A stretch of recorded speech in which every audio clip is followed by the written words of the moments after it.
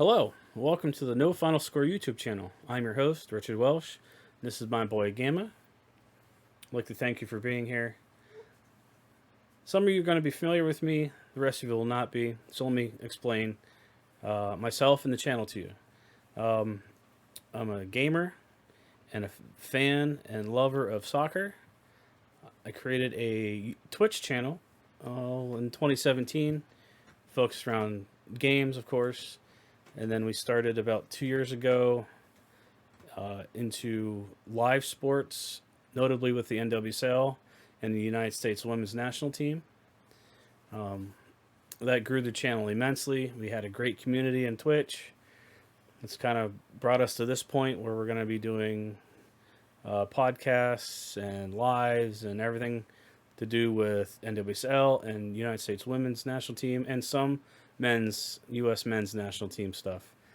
The podcast-esque and the channel itself is here to inform, entertain, and provide insights and share my thoughts and views on all of that. The NWSL, the United States Women's National Team, and the United States Men's National Team. My voice starting to shake a little bit here. As far as today we're going to go over the NWSL Yearly Winners Award that they have. We're going to touch on the draft and the expansion draft coming up for next year. We're going to go over most of the podcast today is going to be about the media partnership that was just signed and they released the details of it. We're going to go over that in pretty good detail today. And then we're going to go over some notable changes that have happened in the this whole weekend, I guess. It's currently Friday. It's 7:30 in the evening, Eastern Time. We're going to start off with the NWSL 2023 Coach of the Year. The award goes to Juan Carlos Amaros from the New York, New Jersey Gotham.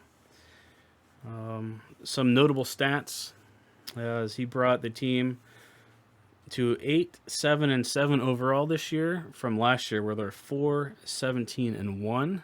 It's a great turnaround, doubled the wins. They placed sixth in the overall standings and are currently going into the championship game as tomorrow, the 11th of November. And so some of the stats for his team: they scored 25 goals. They only had 24 goals scored against them. They had 1,554 possessions won. They faced 205 shots. Of those shots, 82 were on target. They have 36 confirmed interceptions, 1,142 duels won, 278 tackles won, and they had 7,060 successful passes. Congratulations, Coach Amaros, on a successful year. And go Bats. Next, we have the 2023 NWSL Defender of the Year, Naomi Girma from the San Diego Wave. The Wave won 11-7-4. They finished top of the table end of season, but lost in their semifinal match. They will not make the championship round this year. Some of Naomi's stats: only 4 fouls in 19 games. Their team, as a total, committed 222 fouls on the year. 22 goals against on 91 shots on target. She completed 948 passes.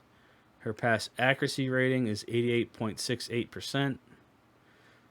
She has 15 tackles won, 15 blocks, 18 interceptions. She won 152 possessions, and she had 80 clearances. Defender of the Year, Naomi Girma. Congratulations.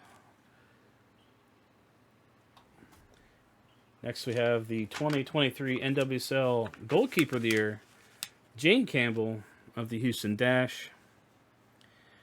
Her notable stats: 91 saves, 18 goals conceded, with a goals against average of .83. She faced 108 shots. She had 8 total clean sheets. Her save percentage is 83.33%. She was an Iron Woman for this year. Goalkeeper of the Year, Jane Campbell. Congratulations. Next, we have the 2023 NWSL Rookie of the Year, presented by Ally. Jenna Nightswanger of the New Jersey Gotham. She was a 4th overall pick in the 2023 draft. She played 20 games, has over 1,500 minutes on the year. She scored 3 goals, 35 tackles won, 18 interceptions, 107 possessions won, 78 duels won, and she completed 495 passes. Congratulations, Jenna Nightswanger, for Rookie of the Year. And next we have the 2023 NWSL MVP, presented by Bud Light, going to Caroline of the North Carolina Courage. Her notable stats: 10 goals, 9 of which were in the box in 19 games, 3 assists, 43 total shots, 21 of which were on target, and she has 67 dribbles completed. Her second season in the NWSL.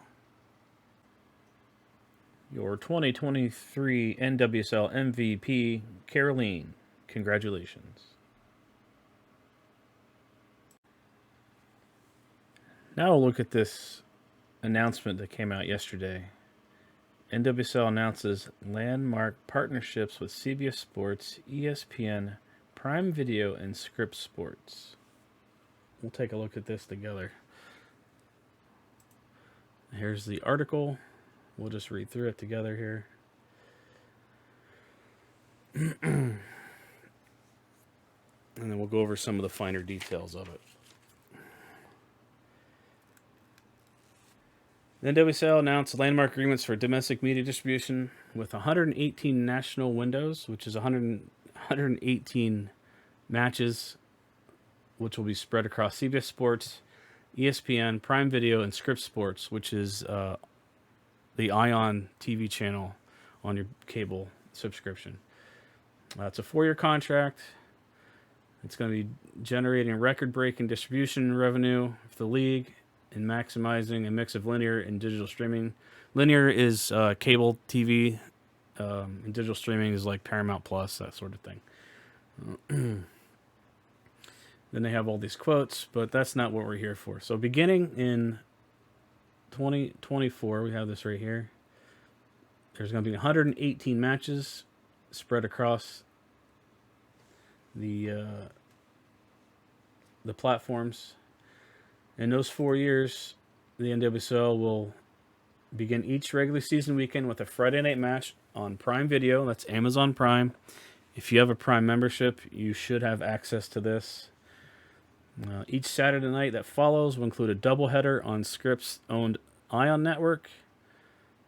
That'll be Ion. They carry like Chicago PD, Chicago Med, and Chicago Fire as the notable stuff.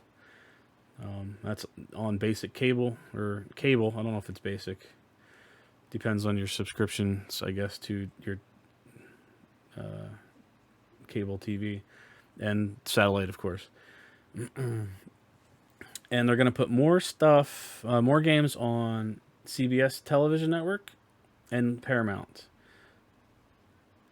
ESPN will also have some matches. They'll be across ABC, ESPN, ESPN2, ESPN Deportes for the Spanish speakers.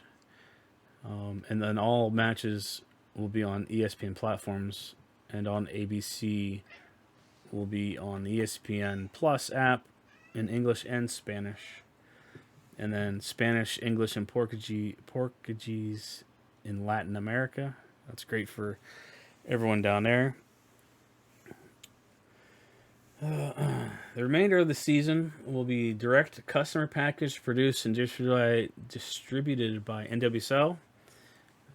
Building on what they say is an international direct-to-consumer platform, which proved successful. That was all the international people who could not watch domestically, obviously. They went to the NWSL website to watch. All matches, regardless of where they appear, will have consistent and up-leveled production quality due to increased and uniform investment across all platforms. What they're not saying is that they're getting $60 million or more across these networks, which is great for the league. Let's see. The NWSL playoffs. So for the NWSL, it's set to expand in 2024 with the addition of Bay FC out of San Francisco and Utah Royals out of Utah, of course. Prime Video and CBS will have the rights to one quarterfinal each, while ESPN ABC will air the other two quarterfinals, which brings all the quarterfinals finally into the league instead of just two. Now we have four, and now that's probably where it's going to stay. It's going to be like the top 8 teams across the league. Will from here on out will probably be as big as it'll go. Top 8 teams will get into the playoffs. CBS and ESPN will each have a semifinal. CBS Sports in its 4th year of the partnership continues to be the home of the NWSL Championship in prime time on CBS and Paramount. In 2024, Ion Scripps Sports will air the NWSL Draft live in January. There's no date yet, and it just goes into some stuff. But here's the stats. So CBS will get 21 games. CBS will mix and match them with a minimum of 10 games on the CBS regular sports channel or CBS channel and Paramount Plus with the sports network, CBS Sports Network. That's the premium channel on your cable with 8 games. So there's 18 regular season games right there. And they will get 3 postseason games, 1 quarterfinal, 1 semifinal, and the NWSL Championship. ESPN ABC will get 20 games. They will get 17 regular season games to be spread along their channels and their app. They will get 2 quarterfinals and 1 semifinal per season for the next 4 years. Prime Video will get 27 games, 25 Friday night season games. They will also get the opening kickoff match. So they will get 1 season opening kickoff match. So they'll get 2024's opening season kickoff match, and they'll get 1 quarterfinal. So I don't know if that opening kickoff match is like part of that 25 or not. That's unclear, but they're getting 27 games. Yeah, it looks like, actually, if you take the quarterfinal out and they're getting 25 Friday night games, that leaves 1 game as not a Friday night game or 1 separate. So this season coming up, there will be 26 games for Prime Video. And then the quarterfinal, obviously. And then Scripps Sports will get 50 games. They must have brought in the most amount of money. You're going to get exclusive Saturday night doubleheaders on Ion TV. That's on your regular cable and satellite TV. They start at 7:30 and 10:30 effectively on Saturday nights. And they will also do the only channel doing this will have a weekly show leading off each doubleheader at 7 p.m.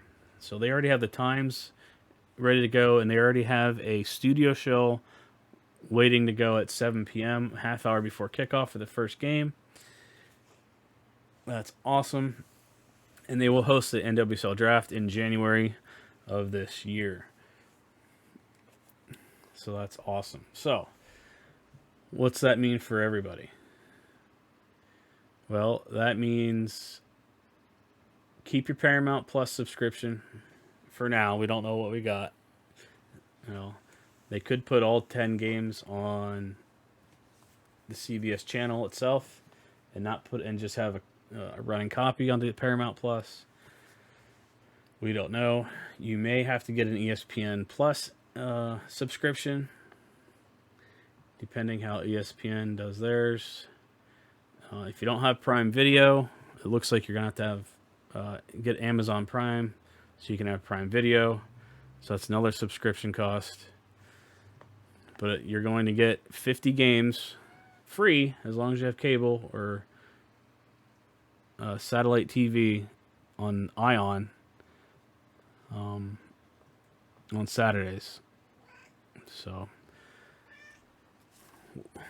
what's that mean? It means it looks like there's going to be 25 weeks of NWSL soccer, 110 regular season games, 8 playoff matches. So they're still doing, with all that said, they're still doing the double head-to-head.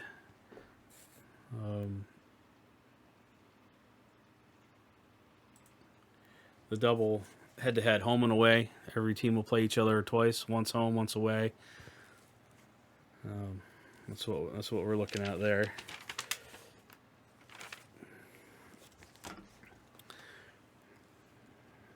Let's see. So it could be possibly 26 weeks because of we have 14 teams. So 14 teams, you're going to get 13 games each. So that would be 26 weeks, or they're going to mix and match the weeks. Is every team going to play each weekend? That's up for grabs too. We're not sure. And if they only have one game on Friday and then a double header on Saturday night, does that mean Saturday afternoon games? What's going on Sundays? We're not sure of that yet. That'll be upcoming, right?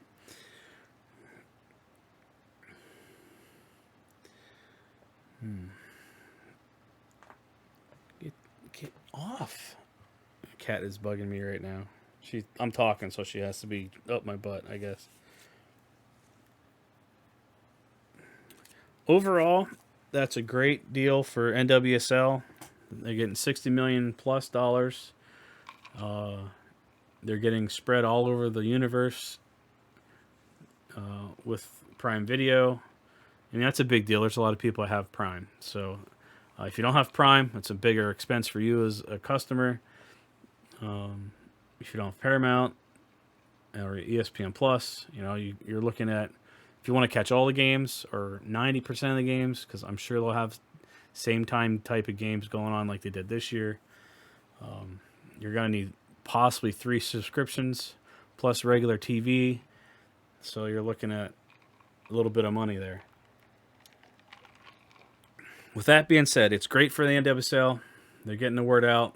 Huge amounts of fans this year, which is really what brought all this in.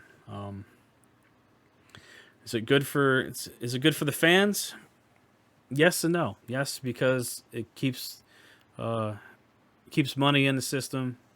It keeps upping the ante for NWSL to be stronger and better. They do have competition coming from the USL Women's Super League. It's supposed to start next year. We'll see if that does. I hope it does, because there's a lot of women out there that want to play professional ball, and 2 leagues competing each other. Well, I don't want the competition. I think they should be cooperating, but is it co-opetition maybe? We'll see, right? We'll see. All right, what else do we have here? We have, the draft. Let's go to the draft. NWSL draft 2023. What do we got for notes on this? The draft will be held in January as an unknown date currently. It will be held on Ion TV on your cable system or satellite system. It will consist of 4 rounds. I think that's pretty on par with what it's been the last few years. The Utah Royals and the Bay FC will get first picks in each of the rounds, with the Royals getting the first pick in the first and third round, and the second pick in the second and fourth round, and the Bay FC will have the opposite, second pick in the first and third, and first pick in the second and fourth, with the rest of the teams picking an order based upon season finishing, taking into account the championship that's going to be on Saturday the 11th. So that'll be interesting to see come January. But preceding that is the 2024 expansion draft. There's rules and procedures, the biggest of which is the draft will be 12 rounds for these two teams. Each of the current 12 teams have to can protect up to 9 rostered players. They have to protect anyone who's under no trade clause, but they can only lose 2 players in the entire draft. So the expansion teams can't pick more than 2 from each team. Another side rule is once a player is picked from your team, say they picked Alex Morgan on San Diego. San Diego then can protect a 10th player on their team, which will leave also 1 player that can only be picked from San Diego after that. That's just an example. Not sure that's going to happen. Some other things, they can't take any of the U18 players or anyone under 18. And there's some others. We can actually go into this on another episode if you'd like.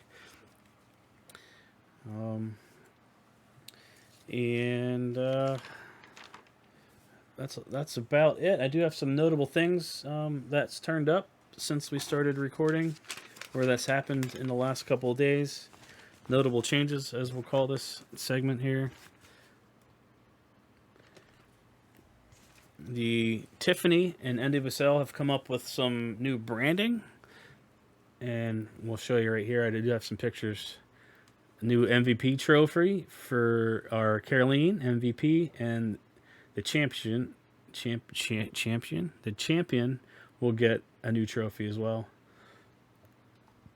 There's a championship trophy for this year, and there is the MVP trophy that Caroline will get this year. Beautiful pieces,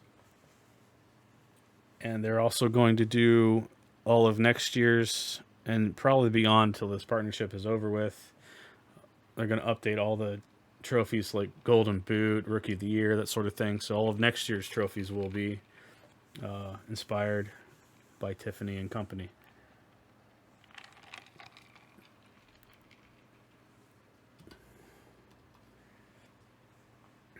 All right. So that brings it back to just my face. These are rumors or things that have actually happened. Crystal Dunn has left the Portland Thorns. I believe she's looking for a new team. She entered free agency. She's the most anticipated free agent. This could correspond with her husband leaving the team, who was I believe, a trainer, if I'm not mistaken. And then also we have Nadine, the goalkeeper coach and former goalkeeper for the Portland Thorns. She's leaving as well. Good luck to both of them in their future endeavors, obviously. And then Sydney LaRue from the Angel City has said she possibly looking at retirement. She said something kind of vague about her time is nearing an end in her 30-year career of playing football. So we'll see what happens there with Angel City and Sydney LaRue next season, if she's going to go for retirement or who knows. But good luck to her as well. As far as the NWSL Championship tomorrow as in November 11th, 2023, my prediction is Gotham is going to beat OL Reign 5-2. No overtime, no PKs, straight hammer to the OL Reign. And speaking of the OL Reign, apparently someone's out to try to buy them. from the OL group that was formed by the former owner and current owner, actually, of the Washington Spirit, who bought into and has majority rights of the OL group out of France. The Seattle Sounders organization is looking at purchasing OL Reign. Is that good or bad? That's both. Everything is good or bad in this league. It's good for two things. If the Sounders are going to continue to produce a great product with the women's team, like they've produced currently. But everybody wanted Miss Kang from the Washington Spirit to own the group, but they also wanted the name to change. They wanted to get OL's name out of it. They wanted to go back to Seattle Reign. That's what a lot of the fans want from Seattle. But we'll see. We'll see what actually happens in the coming weeks. Of course, there's a lot of hoops to jump through, a lot of money to exchange hands before that's going to happen. But that's the way the sport goes, right? So make sure you tune in to CBS tomorrow. What time is that game? 8 p.m. Watch for the pregame. There will be a pregame. It's a championship. There's got to be a pregame, right? CBS will have it on national TV in prime time. Game starts at 8 p.m. I can't say for sure if there's going to be a pregame, but there should be a pregame. I mean, come on. It's the biggest game of the year for NWSL. Gotham versus OL Reign. 5-2 Gotham winning in straight time. Thanks for watching. Please comment, subscribe. Tell me what you'd like to see, what you'd like to hear from me. Any questions, I'm going to read all the comments, good, bad, or ugly. This is our first one. Be kind, be generous, be yourself, and we'll see you guys in the next one.